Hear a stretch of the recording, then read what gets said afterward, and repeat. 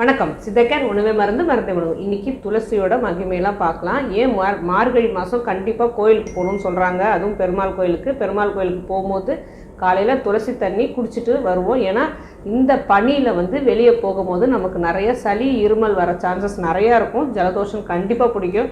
அப்போது காலையில் கோயிலுக்கு போகும்போது ஏன்னா அந்த ஓசோன் படலத்தில் உள்ள அவ்வளோ நன்மைகளும் நமக்கு கிடைக்கணும் வேறு.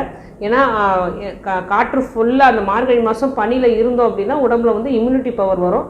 ஆனால் ஒரு சிலர் இந்த பனியில் இருக்கும்போது ஒரு சிலருக்கு சளி இருமல் வர நிறையா சான்சஸ் இருக்குது. அதனால தான் அந்த டைமில் கோயிலுக்கு போயிட்டு நம்ம பிரார்த்தனையும் பண்ணிவிட்டு வரும்போது துளசி தீர்த்தமும் சாப்பிட்டு வந்தோம்னா அந்த சளி இருமல் போகும் அப்படிங்கிறது தான் உண்மை. அந்த துளசியோட சுவாசம் பட்டாலே போதும், அந்த இலைகளோட சுற்றி இருக்கிற சுவாசம் பட்டாலே போதும், சளி இருமல் நமக்கு குணமாயிடும் அப்படின்னு சித்தர்கள் சொல்கிறாங்க. இல்லைன்னா துளசி